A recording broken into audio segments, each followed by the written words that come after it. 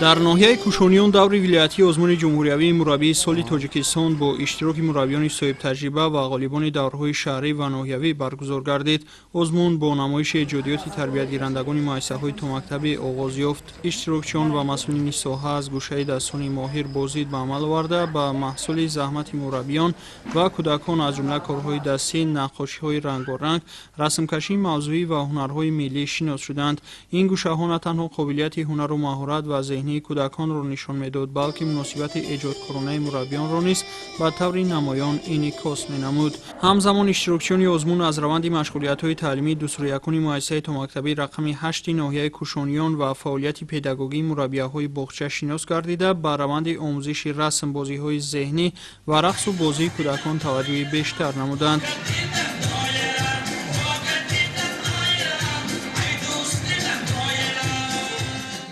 қайд гардид ки маҳз тавассути баргузории чунин машғулиятҳои амалӣ натиҷаи заҳмати мураббиён намоён ва имконияти ташаккули шахсият ва зеҳнии кӯдак бештар мегардад. боиси ифтихор аст ки ман ҳамчун иштирокчӣ дар миёни муассисаҳои таълимӣ интихоб гардидаам. иштироки ман дар ин озмун аз худ кардани методҳои нав, шинос гардидан бо методҳои нави муаллимаҳо. Дар ин ҷо муаллимаҳои таҷрибаҳои корияшон бисёр ҳастанд ва мехоҳам ки дониши худро сайқал диҳам.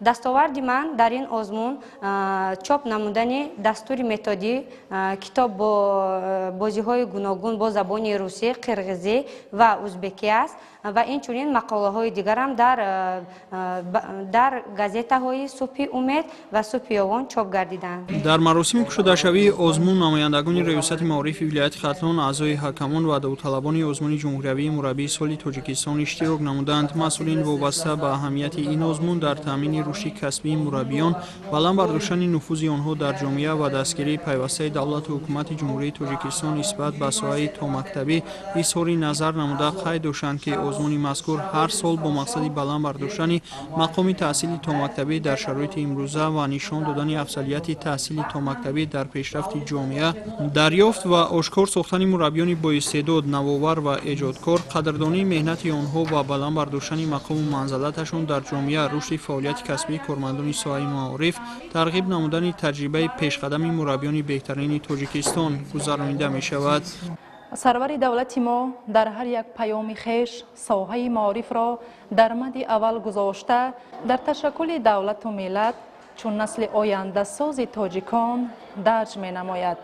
ҳамзамон соли 2025 солҳои 2030 соли рушди иқтисодӣ, рақамӣ ва инноватсионӣ эълон карда шуд ки аз ин лиҳоз мо мураббиён мекӯшем ки минбаъд дониши кӯдаконро дар ин самт баланд бардорем ва дар ин ҷо мо дар байни якдигар, яъне ки таҷрибаҳои якдигарро аз худ карда истодем ва дар бораи кору фаъолияти якдигар яъне огаҳ мешавем ва барои худ бисёр чизҳоро яъне ки мегирем. зикр бояд намуд ки тибқи талаботи қонунии ҷумҳурии Тоҷикистон дар бораи таълиму тарбияи томактабӣ, стандарти давлатии таҳсилоти томактабӣ, низомномаи намунавии муассисаи таълимии томактабӣ ва барномаҳои таълиму тарбияи кӯдакони синни томактабӣ, дарёфт ва ошкор сохтани мураббиёни боистеъдод, қадрдонии меҳнати пурсамари мураббӣ ва баланд бардоштани мақому манзалати ӯ дар ҷомеа, озмуни ҷумҳуриявии мураббии соли Тоҷикистон ҳар сол дар сатҳи муассиса, ноҳия, вилоят баргузор гардида, беҳтаринҳо дар даври ҷумҳурӣ иштирок менамоянд. طبق شرط‌های آزمون اشتراکچیان در اولین مرحله معروضه‌های خود را وابسته به فعالیت پداگوژی خویش پیشنهاد نمودند.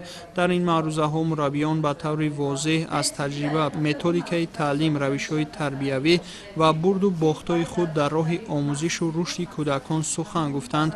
معروضه‌ها با مثال‌های واقعی، معلومات‌های علمی و تحلیل روندهای تعلیمی تا مکتبی غنی بوده، سطح بلند تئوری کسبی اشتراکچیان را ثابت ساخت. آزمون در روزهای بعدی با اجرای شرط‌های عملی از جمله پیشنهاد مشغولیت‌های نمونوی، لایحه‌های ایجادی و سنجش سویه دانش متدی ادامه می‌یابد. اعضای حکمان هنگام بهاگذاری به جنبه‌های گوناگون فعالیت مربیان از جمله مناسبت شخصی با کودکان، استفاده متدهای معاصر تعلیم، سطح ایجادکاری و کار با پدر و مادران توجه مخصوص ظاهر می‌نمایند. جمعه‌خان باباخانزاده، دلیر شریف، نامزلی ارگش، ناحیه کوشانیان. اخبار